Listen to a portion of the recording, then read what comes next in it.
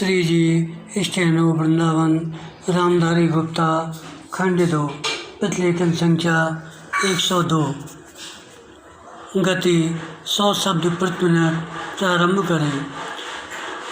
अध्यक्ष महोदय, इन राष्ट्रवादियों ने परंपरागत हस्तशिल्प उद्योग के विनाश और आधुनिक उद्योगों के विकास को बाधित करने वाली सरकार की आर्थिक नीतियों की निंदा की बना।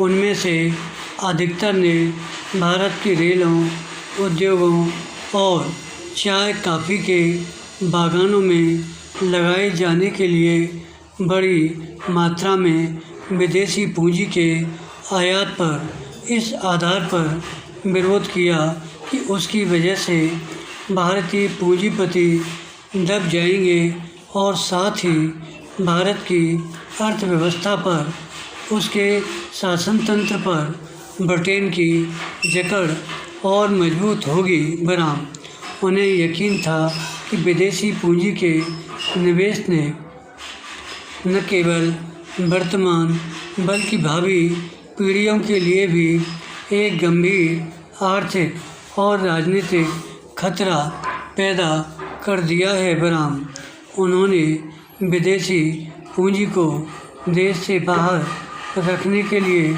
सक्रिय प्रशासनिक कदम उठाने की मांग की। बहरहाल गरीबी को दूर करने के मुख्य उपाय के रूप में प्रारंभिक दौर के इन राष्ट्रवादियों ने भारतीय जीवन के हर क्षेत्र को आधुनिक बनाने और ख़ास तौर पर आधुनिक उद्योगों को विकसित करने का सुझाव दिया। बहरहाल लेकिन तीव्रगामी औद्योगिकरण के लिए सरकार की सक्रिय सहायता और शुल्क से बचाव के लिए एक नीति की आवश्यकता थी। बहरहाल उन्होंने सरकार से आग्रह किया कि वह वित्तीय रियायतें देकर सरकारी सहायता प्राप्त या सरकारी नियंत्रण में चलने वाले बैंकों से ऋण और जमानत दिलवाकर तथा विदेशों से कर्ज प्राप्त करने और उसे देश में लगाने की व्यवस्था करके भारतीय उद्योग की सहायता करें, क्योंकि भारतीय पूंजीपतियों में इस्पात और खान जैसे क्षेत्रों में प्रवेश कर सकने की बिल्कुल सामर्थ्य नहीं थी। लेकिन औद्योगिक विकास के लिए यह आवश्यक था, अतः सरकार अपनी पूंजी लगाकर उस क्षेत्र के उद्योग को बढ़ावा दे। बहरहाल औद्योगिक व्यापारिक सूचनाओं के एकत्रीकरण और प्रसारण तथा तकनीकी शिक्षा को आगे बढ़ाने की व्यवस्था करें।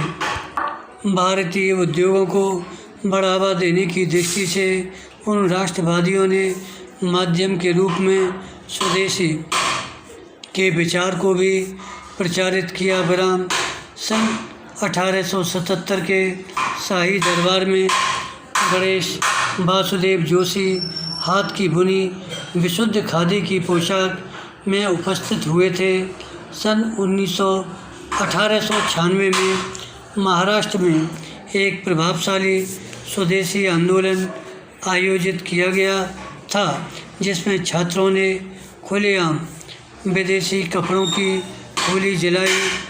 राष्ट्रवादियों ने सन 1875 से 1880 के बीच आयात पर शुल्क खत्म करने और सन 1894-96 में हुई रुई पर आबकारी कर लगा देने के लिए विरोध अखिल भारतीय स्तर पर सशक्त आंदोलन चलाया। बहरहाल इस आंदोलन ने पूरे देश में राष्ट्रीयता की भावना को उभारने और ब्रितानी शासन के वास्तविक लक्ष्यों और उद्देश्यों की जानकारी देने में एक बड़ी भूमिका निभाई। बहरहाल 28 जनवरी 1896 को पूना के केसरी ने लिखा, निश्चय ही भारत को एक विस्तृत चारगाह समझा जाता है जो मात्र यूरोपियों के चरने के लिए आरक्षित है।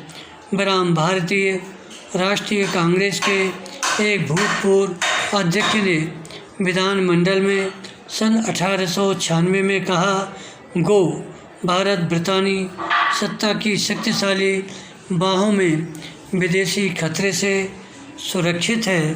धन्यवाद।